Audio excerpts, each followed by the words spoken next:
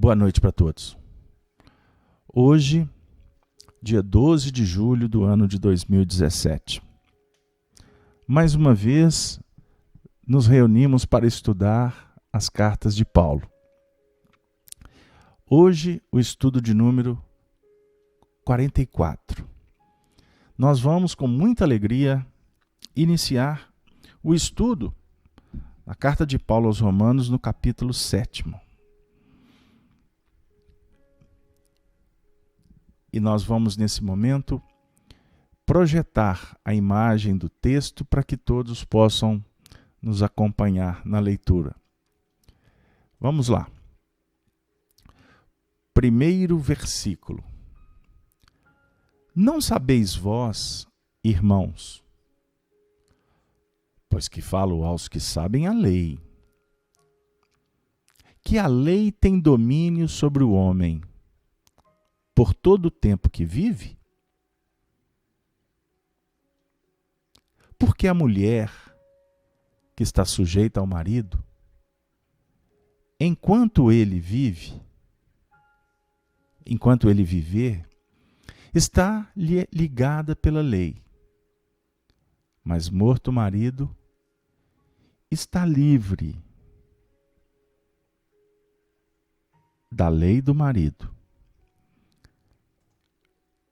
De sorte que, vivendo o marido, será chamada adúltera, se for de outro marido.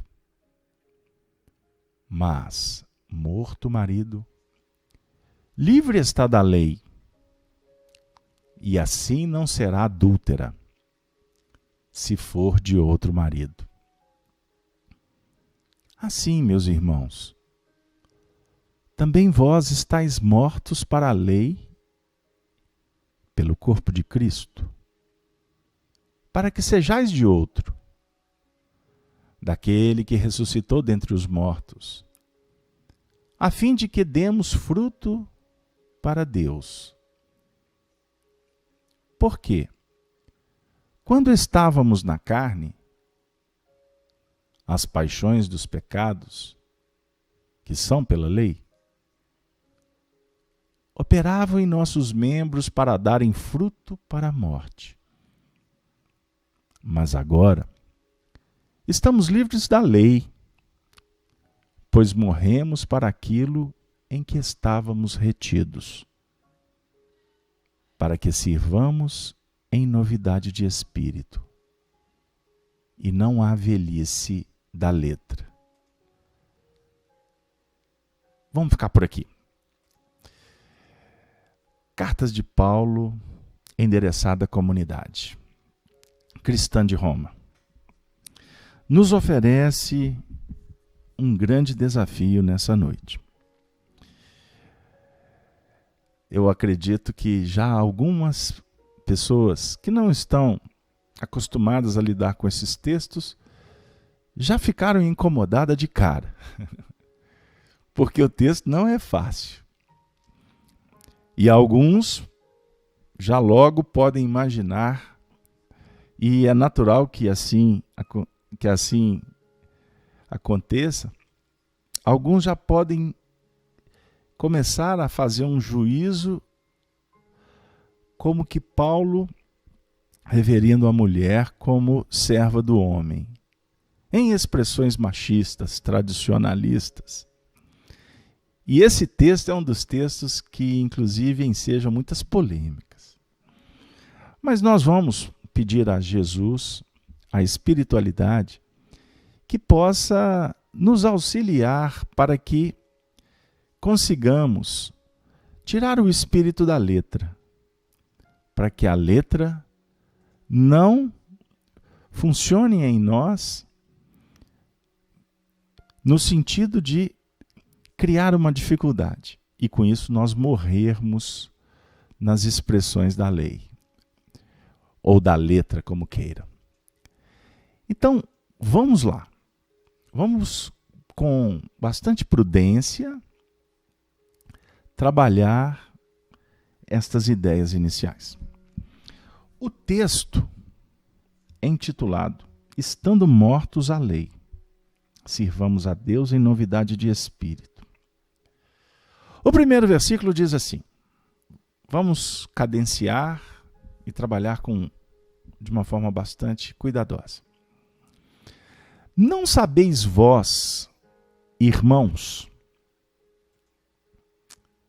pois que falo aos que sabem da lei,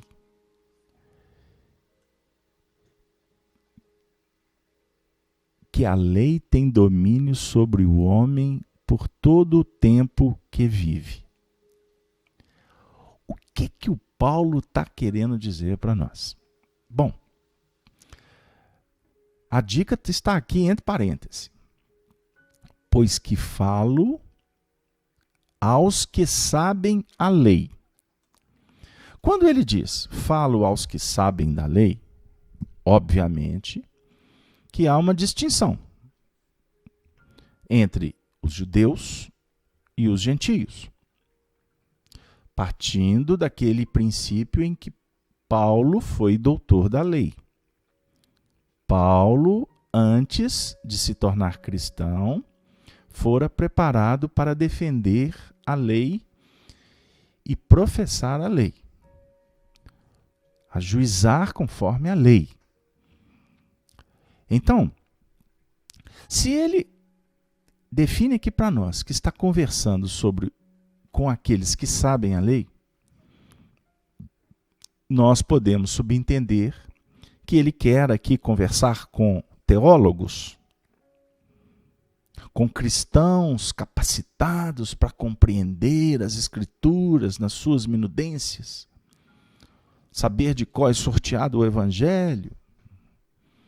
No nosso caso aqui, conhecedores da doutrina espírita. Bom, vamos devagar, porque a mensagem do Evangelho, ela é uma mensagem de cunho espiritual. A revelação chega para auxiliar aqueles que estão em vias do despertamento, que estão trabalhando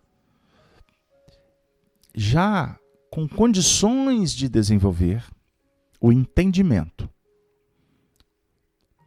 O entendimento. Os judeus não aqui estão definidos como apenas intelectuais. Ele está dizendo que essa conversa aqui é para aqueles que já se movimentam nos preceitos da abertura de um entendimento espiritual mais avançado. Porque, como religiosos, muitas vezes nós segmentamos, nós departamentalizamos. Por isso é que nós dividimos, por isso é que nós defendemos, queremos valorizar em detrimento de. Devemos ser cuidadosos. Por quê? Chega a ser até paradoxal quando Jesus afirma que o reino dos céus é dos simples, é das crianças, que a mensagem é para os aflitos e nem sempre para os doutores. Isso é um assunto que a gente tem que avaliar com cuidado. Porque muitas vezes os doutores não representam aquela condição de assimilar o que vem do alto. Então eu posso subentender que há doutores da lei, da letra, em várias posições na humanidade, na sociedade. Mas não necessariamente são doutores no que remonta à mensagem do alto. Os doutores da terra operam com uma autoridade circunscrita àquele âmbito, aquele foro, aquele campo de ação. Então, cada um na sua posição. Nós ocupamos diversas tarefas, nós ocupamos determinadas posições na Terra para que a gente possa aprender a desenvolver as nossas habilidades. É o que é tratado como o crescimento na horizontal. O crescimento na horizontal necessita da inspiração do alto, de estarmos atentos à mensagem que vai nos inspirar, portanto, a qualificar e transcender o que nós fazemos nesta horizontal. Por isso é que a cruz simboliza para nós exatamente essa necessidade de estabelecermos um ângulo equilibrado de evolução. Observemos como que é importante isso para a gente. Porque muitas vezes nós dissociamos, nós nos afastamos por julgar que a intelectualidade se torna mais importante. Então a intelectualidade vai à frente, mas o moral, a parte espiritual, ela se torna, à medida em que ganha corpo, espaço no tempo, ela ganha aquele valor que ilumina a alma, que ilumina a própria intelectualidade, vamos dizer assim. Então, o Paulo está dizendo que fala aos que sabem, no sentido de aquisições espirituais, de maturidade. Maturidade. Não sabeis vós, irmãos. E a mensagem aqui já inicia também falando de igualdade. Falando para nós de um movimento de interação. Porque, espiritualmente falando, o universo é regido por leis de colaboração, de entendimento. Portanto, essa colaboração, esse entendimento valorizado, estabelece um movimento chamado fraternidade. Então não é uma mensagem que o Paulo coloca de fora para dentro ou de cima para baixo. Ele está propondo uma reflexão com muito cuidado, fazendo uma diferenciação. Porque o ensinamento também diz que quem não está preparado não pode ouvir. Porque vai ouvir, ou vai escutar, melhor dizendo, e não vai ouvir. Que há, então, aqui uma grande diferença. Escutar e ouvir. Então, nós gostaríamos de refletir que quando ele aborda que a lei tem domínio sobre o homem por todo o tempo que vive, ele faz essa proposição como uma nota arguitiva. A lei domina o homem por todo o tempo que ele vive? O que vocês acham? O que é a lei? A lei espiritual, ela se manifesta no despertar da consciência. Aonde está escrita a lei de Deus? Vamos ser mais práticos agora e doutrinários. Afirmam os Espíritos que a lei de Deus está esculpida na nossa consciência. Então a pergunta é, a lei tem o domínio sobre o homem por todo o tempo que ele vive? Aí ele traz para nós o versículo seguinte, que vai começar a trazer os desafios. Aí ele fala assim, vou voltar para o texto. Porque a mulher que está sujeita ao marido, enquanto ele viver, está-lhe ligada pela lei. Mas morto o marido, está livre da lei do marido. De sorte que, vivendo o marido, será chamada adúltera se for do outro marido. Mas morto o marido, livre está da lei, e assim não será adúltera, se for do outro marido. Já vai começar a nos ajudar. Aqui ele está falando de uma lei que foi que foi escolhida, que foi imputada, que foi, vamos dizer assim, ajustada no momento do consórcio. Ele está falando aqui de homem e de mulher, ou de marido e mulher. Por que ele usa esse símbolo? Porque toda instituição tem as suas regras, tem a sua lei, não é verdade? Numa relação, estabelece-se um compromisso. Então, dentro de um princípio que norteia um relacionamento, esse princípio básico é o amor. E o amor aponta para a gente de uma forma natural, porque brota de dentro para fora, no consórcio, um comprometimento. Comprometimento.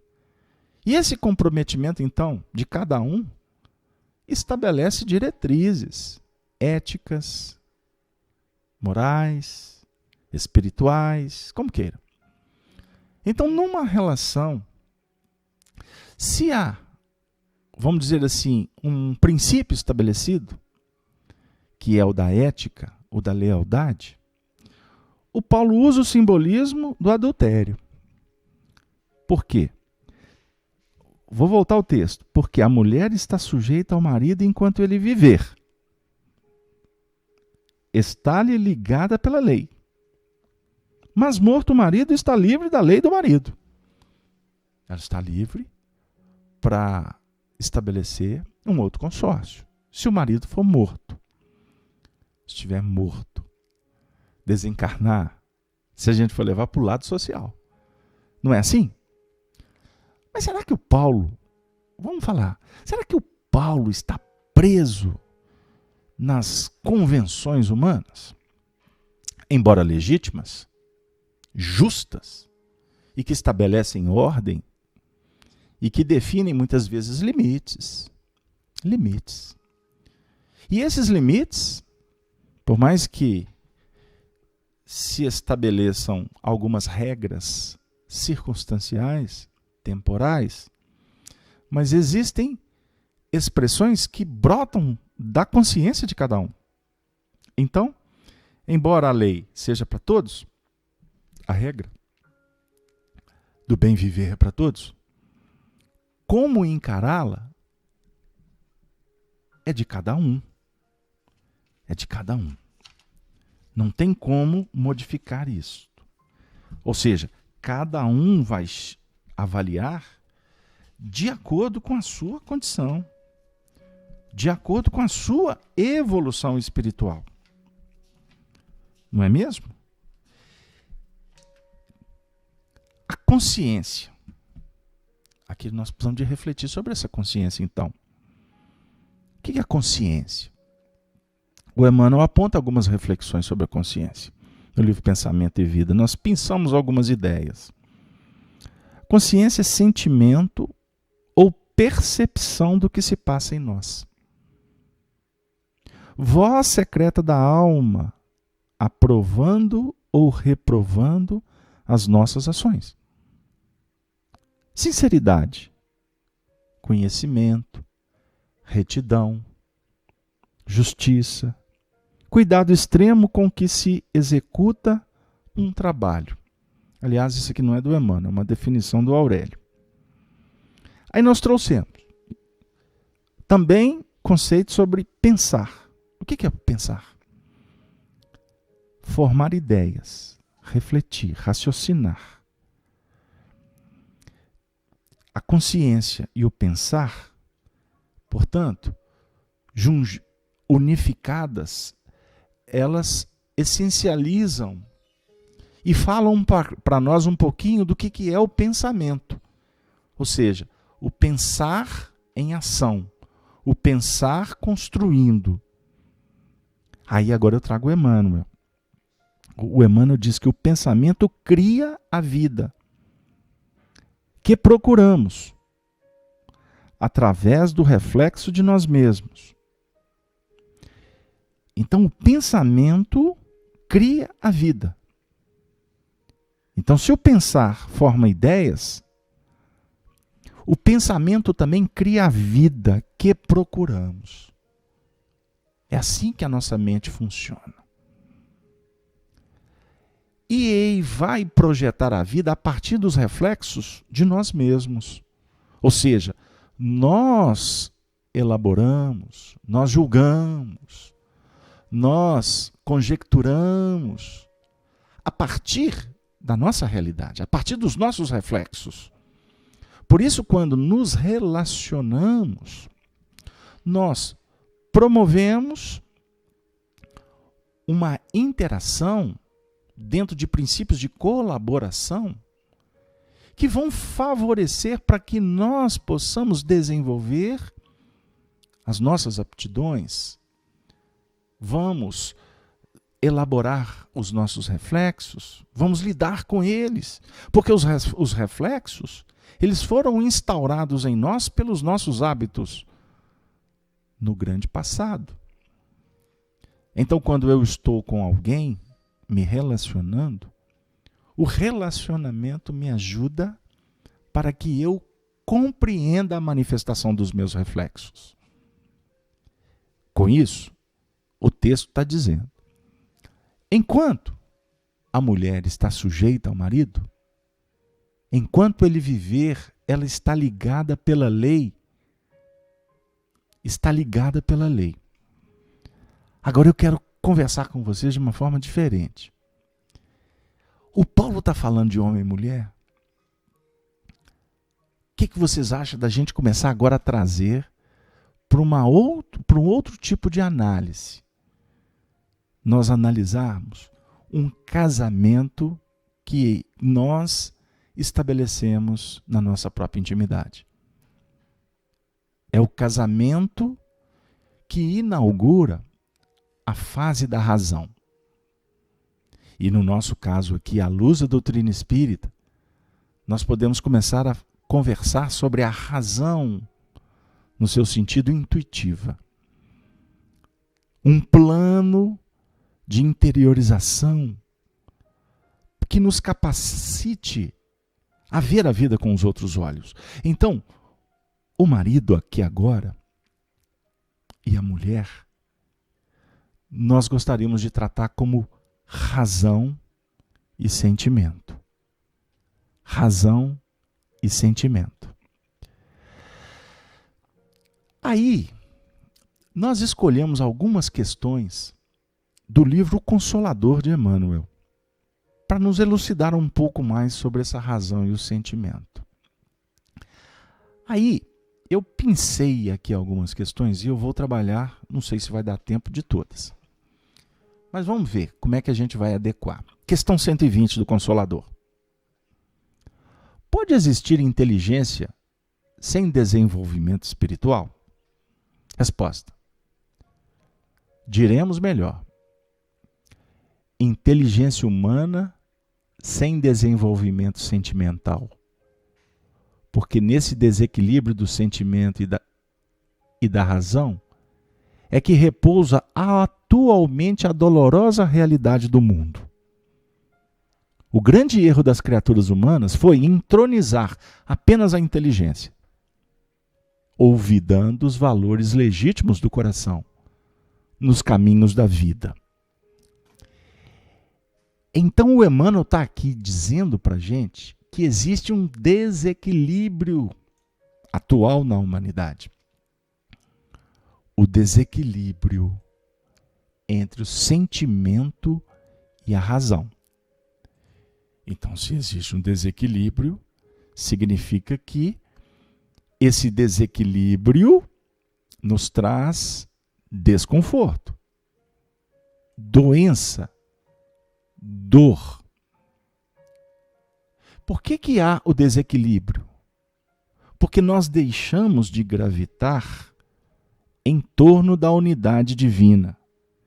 É um texto muito atual que a gente tem sido inspirado pelos amigos espirituais a trabalhar. Esse texto é assinado por Paulo de Tarso também. Porém, através dos médiuns do século XIX, que Allan Kardec escolheu para colocar como comentário da questão 1009 do Livro dos Espíritos. Então, Paulo diz: gravitar para a unidade divina, tal é o objetivo da humanidade. Para atingi-lo são necessárias 3 coisas: justiça, amor e ciência. 3 coisas lhe são opostas e contrárias: a ignorância, o ódio e a injustiça. Então, no plano positivo, justiça, amor e ciência. Aqui o Emmanuel está falando para nós que existe um desequilíbrio entre sentimento e razão. Então, a injustiça, ou seja, o movimento que sofisticamos para nos distar da justiça, o medo para nos desvincular do amor e o egoísmo, que dificulta a caridade, porque é justiça, amor e caridade, na realidade, falam da descompensação existente entre a razão e o sentimento. Entre a razão e o sentimento. Esse processo da razão e do sentimento tiveram como bases a nossa evolução espiritual desde os princípios criados simples e ignorantes, princípios inteligentes do universo. O Emmanuel, de uma forma poética, sintética, mas bem objetiva, diz para nós na questão 79 que, olha que interessante, que a escala do progresso é sublime e infinita. No quadro exíguo dos vossos conhecimentos, busquemos uma figura que nos convoque ao sentimento de solidariedade e de amor que deve imperar entre todos os departamentos da natureza. Visível e invisível. Aí ele diz que o mineral é atração, o vegetal é sensação, o animal é instinto, o homem é a razão e o anjo é divindade. Busquemos reconhecer a infinidade de laços que nos unem nos valores gradativos da evolução e ergamos em nosso íntimo santuário eterno da fraternidade universal. Então ele está dizendo que precisamos reconhecer os laços que nos unem nos valores gradativos da evolução. Laços que nos unem nos valores gradativos da evolução. O Paulo está falando que a humanidade, para ser feliz, deve gravitar em torno da unidade divina. Quando fala unidade divina, Deus, o amor, a gente tem dificuldade, porque fica filosófico. Mas aqui, usando esse texto do Emmanuel, facilita para a gente. Porque gravitar na unidade divina, em torno da unidade divina, é compreender a importância dos laços que nos unem nos valores gradativos dessa unidade. Então, os laços que nos vinculam a pessoas, por exemplo, a pessoas, à encarnação, às circunstâncias, aos animais, à natureza, o cosmos. Todos os laços que unem o ser, ou que convidam o ser a sair de si mesmo, se matriculando na escola da caridade, que é o amor em dinâmica, ou na dinâmica, operacionalizado, vai nos ajudando a ampliar o nosso entendimento. O nosso pensamento como energia, porque o pensamento é energia eletromagnética. Eletricidade e magnetismo. Conjugam-se todas as manifestações da vida universal, criando gravitação e afinidade, assimilação e desassimilação. Portanto, o pensamento é, por isso, força criativa, a exteriorizar-se da criatura que o gera, por intermédio de ondas sutis, em circuitos de ação e reação no tempo, sendo tão mensurável como o fotônio, que, arrojado pelo fulcro luminescente que o produz, percorre o espaço com velocidade determinada, sustentando o hausto fulgurante da criação. Meu Deus, que texto maravilhoso. Que texto maravilhoso. Então, quando a força criativa se exterioriza e nos vinculamos por esses laços gradativos de evolução, estabelece circuitos de ação e reação. Vinculou à repercussão. No momento em que fechamos um circuito, assumimos responsabilidades e ficamos sujeitos a elas. Então, se algum de vocês, se nós ficamos preocupados porque o Paulo vem falar de mulher sujeita ao marido, ele não está entrando no machismo, no feminismo, no preconceito. Ele usa uma estrutura familiar daquele tempo, mas na realidade ele está falando que o marido é a razão, a mulher, o sentimento. Com isso, nós verificamos o seguinte, que a razão é a consciência desperta. O que é a consciência? Quer que repete? O que é a consciência?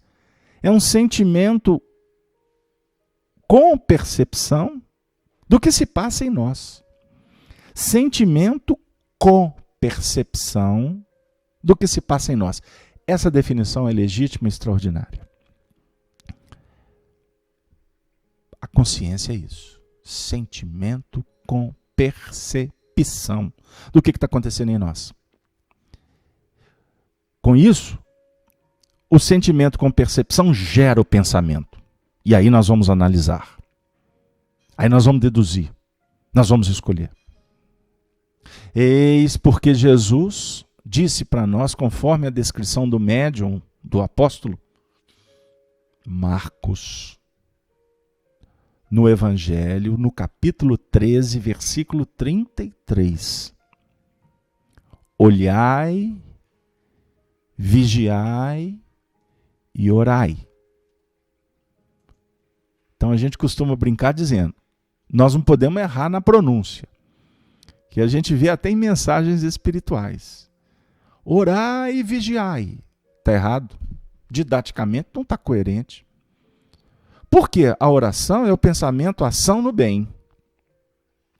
Para isso, primeiro há de se identificar. Primeiro é necessário compreender, ajuizar, verificar, para que a oração seja aquele movimento que ilumina a razão. Que ilumina a razão. Porque o sentimento brota, num primeiro momento, como um reflexo. O reflexo esboça a emotividade. Então, primeiro é reflexo. O reflexo esboça. O reflexo é seu. O reflexo acionado vai esboçar emoção. A emoção é que vai dar a base. Emoção vai plasmar a ideia. A ideia que determina a atitude, a palavra e a ação. Então Paulo diz, a mulher que está sujeita ao marido enquanto ele viver, está ligada pela lei de responsabilidade. Então o sentimento, quando consorcia com a razão, ele fica preso nele. Fica preso por quê? É um procedimento natural, é um consórcio divino. Fica preso no sentido do vínculo que vai gerar um circuito eletromagnético. E esse circuito eletromagnético, portanto, se expressa gravitando em torno do ideal daquela escolha. E isso gera afinidade. E afinidade, porque afinidade é um fenômeno físico, de repetição, de uma sintonia de ideias, de pensamentos, e que vai estabelecer amanhã assimilação de novidades e desassimilação quando o espírito necessita de desonerar-se. E a desoneração se dá quando se escolhe um novo caminho a percorrer, um novo ideal para se abraçar. Por isso é que o Paulo vai falar o seguinte para a gente, que quando o marido morre, vamos lá, eu vou trazer o texto para a gente, nós temos que ser fiéis. De sorte que, vivendo o marido, será chamada adúltera, se for de outro marido. Mas morto o marido, livre está da lei. E assim não será adúltera, se for de outro marido. Ele está falando de ciclo, ele está falando de responsabilidade, ele está falando de vínculo, de desvincular, ele está falando de consórcios, de casamento. E aqui o assunto é marido e mulher. Não está falando em família. Aqui ele não está vinculando a conversa com o fruto, que é o filho. Porque o consórcio gera o filho. É a produção. A produção é que estabelece o nível da responsabilidade do vínculo. Deu aí? Deu aí? Então, quando na Terra se discute, por exemplo, nos relacionamentos, as interrupções, o que geralmente a gente tende a avaliar? É que quando os seres vão caminhar por outras sendas, se desvinculando daqueles corações aos quais se comprometeram, a primeira análise é verificar a repercussão dessas novas escolhas. Porque quando se estabelece um novo projeto, um novo propósito, esse novo propósito configura, portanto, uma novidade,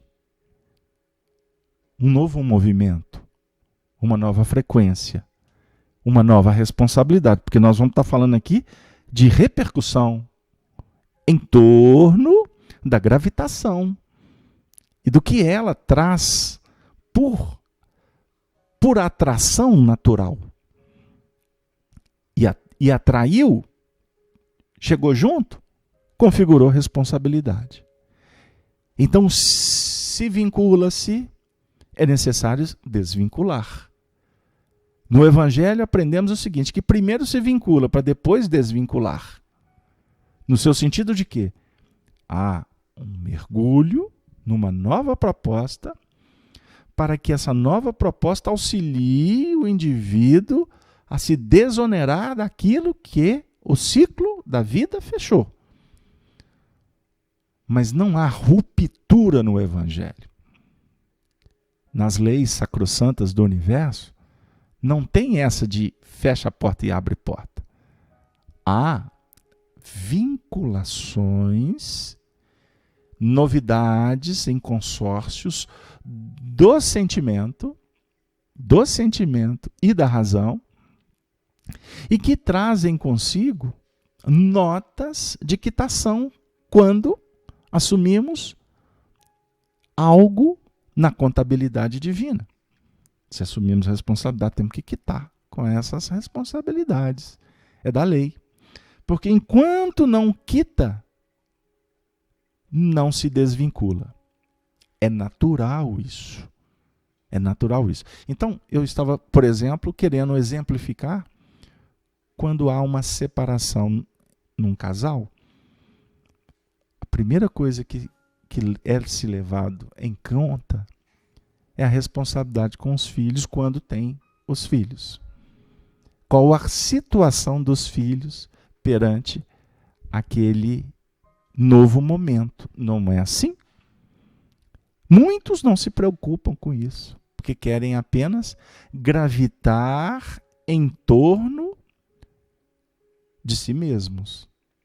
E quando gravitamos em torno de nós mesmos, sem nos preocuparmos com o que está em torno daquelas nossas ações, nós estaremos favorecendo para que haja um descompasso, uma desarmonia na ordem universal. E se desvinculamos daquele ponto de equilíbrio, automaticamente nós estaremos como que sendo envolvidos por uma onda muitas vezes avassaladora que escapa o domínio do indivíduo. Ele perde a autoridade. Ele sai daquele contexto que foi estabelecido, que foi planejado.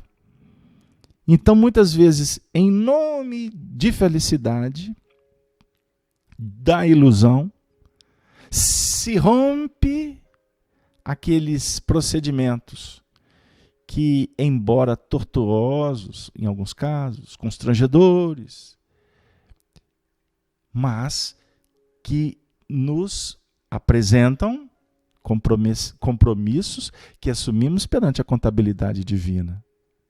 E aí, geralmente, o indivíduo, amanhã, quando cair em si, verificará que alguma coisa ficou pelo caminho. Bem-aventurados os que conseguem retornar para ajustar de uma forma tranquila. Mas, na maioria das vezes, o retorno para o ajuste se dá debaixo das peias do sofrimento, das dificuldades, das decepções. Quando infiéis, a própria infidelidade visita o indivíduo. Quando irresponsáveis, encontraremos situações amanhã que irão nos mostrar a importância da ordem, porque sem ela não há progresso. Da disciplina, que é para nós, sim, uma das bases fundamentais da libertação espiritual. Aí o Paulo está falando para a gente que se o marido está vivo, se a razão está dizendo, é porque ainda não se resolveu. Ainda não fechou o circuito. Mas morto o marido, ou seja, resolvido o processo, o ciclo se fecha. O ciclo se fecha. Aí o sentimento encontra no processo natural da vida uma abertura de portas para que haja um outro comprometimento, um outro namoro, uma nova oportunidade, um novo consórcio. Queridos amigos, este assunto que o Paulo traz para nós é de uma beleza, é de uma importância que somos ainda muito infantis para lidar. Mas pelo menos nos sentimos felizes, porque agora a gente já começa, se vocês assim concordarem conosco, a gente já começa a trabalhar vencendo os preconceitos, a intolerância, o radicalismo, o tradicionalismo. Nós estamos aqui para trabalhar em bases da nossa intimidade, que vai favorecendo para todos nós, vamos dizer assim, um equilíbrio na análise e, por que não dizer, nos responsabilizando na hora de planejar. Porque a doutrina espírita está nos esclarecendo de uma forma muito bonita, muito especial, que nós precisamos de nos conscientizar no que remonta ao apoio do Senhor. Porque essa mensagem aqui, como definiu Paulo, ela está chegando para quem sabe a lei, para quem está querendo estudar a lei, para quem está em busca do aperfeiçoamento consciente, porque nós não estamos mais naquele momento espiritual de brincar, de viver. Nós estamos todos aqui para tentar valorizar cada instante como se ele fosse o último. No sentido de, eu não posso perder a lição. Eu não posso deixar pelo caminho o que é divino, o que é nobre, o que é justo, para me apegar no que é chulo, no que é de terceira ordem, quarta ordem, quinta ordem, o que é inferior, o que nós já temos certeza que não é uma boa alimentação, que não é uma boa vibração. Tudo isso para nós precisa de ser considerado nesse momento de um grande tumulto que vive a humanidade, que caracteriza transformações bem explícitas para todos. Toda hora chega uma notícia, uma novidade que nos deixa muitas vezes o cabelo em pé, a dizer o seguinte: as coisas estão acontecendo. Não dá mais para ficar esperando, sentado na esquina, vendo as coisas acontecerem. Não, isso para nós está cada vez mais claro que nós precisamos de proagir. E aqui vem para nós aquela passagem de Jesus, quando acalma a tempestade. É muito significativo para nós nesse instante. A humanidade passa por um período de uma grande tempestade. Jesus se encontrava no barco. Os discípulos estavam ali, acompanhando, temerosos, os acontecimentos. Jesus estava repousando, como afirma o Evangelho, repousando. Até que a situação ficou tão complicada que os discípulos tiveram que acioná-lo. Nós podemos avaliar esse adormecimento, entre aspas, do Senhor, para dizer sobre alguns aspectos possíveis que possam nos ajudar nesse momento. Porque são N possibilidades de análise. Mas vamos dizer o seguinte, que ele não está adormecido no seu sentido de estar fora do contexto, omisso. Não. O Senhor acompanha todos os procedimentos do barco e do que está acontecendo fora do barco. Ele sabe o que está acontecendo na intimidade dos discípulos. Por quê? As ovelhas conhecem o pastor e o pastor conhece as ovelhas. É um princípio elementar da relação superior. Conhecer no sentido de estar junto, perceber por afinidade, acompanhar as tendências, as dificuldades. O Senhor está conosco. Ele está conosco. E Ele está conosco, mas Ele está acima da nossa condição. Com certeza, por ser o espírito mais puro, mais evoluído na nossa concepção planetária. Ele não interfere, a não ser quando o procuramos. Mas Ele interfere educando. Ele atua, melhor dizendo, educando. Então os discípulos turbados procuram o Senhor. Ele desperta, toma as rédeas do processo, tem domínio sobre a natureza, os fenômenos da natureza, nós sabemos disso. Ele vai acalmar o vento, a tempestade. A tempestade amainada é o título da passagem. A definir que, isso é importante para todos nós, que nós precisamos de fazer com que o Cristo desperte para tomar o leme do barco, para guiar a embarcação. O Cristo é o potencial que todos nós possuímos da luz.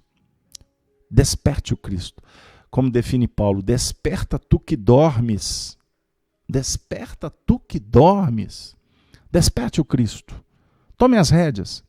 Não sintonize com a tempestade. Administre acalma a tempestade. Por exemplo, se você, nós ficarmos presos no que a mídia nos oferece, nós estamos perdidos. Nós paramos a evolução só para assistir televisão e ver catástrofe. É na política, é na economia,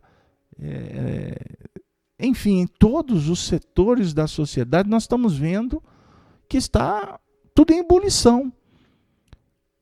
Precisamos de ter uma noção, precisamos de acompanhar algumas coisas, sim, porque nós somos cidadãos do universo, que estamos encarnados no planeta. Então nós temos que saber o que está acontecendo. Mas, contudo, todavia, porém, o Cristo precisa de despertar para acalmar a tempestade íntima. Então, olha, eu vi até um comentário de um companheiro ontem que eu achei extremamente feliz. O mundo que está aí fora não é o mundo que Jesus propõe para a gente. Então, não sintonizemos com ele. Saibamos o que está acontecendo, porque na hora que chamar o soldado tem que se apresentar. E no nosso caso é para ajudar, é para servir, é para apaziguar, é para encantar, é para solidarizar. Esse é o papel do cristão. Mas o mundo que nós estamos elegendo, quem nos apresenta é Jesus. E nós estamos aqui estudando Paulo de Tarso porque este é o mundo que todos nós queremos para a gente. O mundo de igualdade, de liberdade, de fraternidade. E quando falamos em liberdade, é liberdade respeitosa. É a liberdade que sabe que todos estão a caminho da evolução. Porém, precisamos aprender a respeitar o tempo de cada um, porque devemos nos sintonizar com o tempo de Deus. O tempo da misericórdia, o tempo do trabalho. Por isso Paulo de Tarso nos endereça cartas, porque ele tem confiança, ele aposta na gente. Ele sabe que todos nós estamos querendo conhecer um pouco a lei espiritual, a lei que liberta, a lei do amor. Que o Senhor da vida nos abençoe. Nesse momento, eu abraço a todos os amigos da Rede Amigo Espírita, os nossos companheiros que estão acompanhando ao vivo a transmissão pela Rádio Brasil Espírita de Maceió, os amigos do chat. Um grande abraço. Cleusa está de volta, seja bem-vinda. Endereçamos um abraço para a Cláudia, da Rádio Brasil, ao Zé Aparecido, da Rede Amigo Espírita. Nós estamos muito felizes com esse momento e convidamos a vocês a continuar conosco nos estudos da Rede Amigo Espírita, estudos diários. Amanhã estaremos direto da FEAC transmitindo o estudo do Livro dos Espíritos.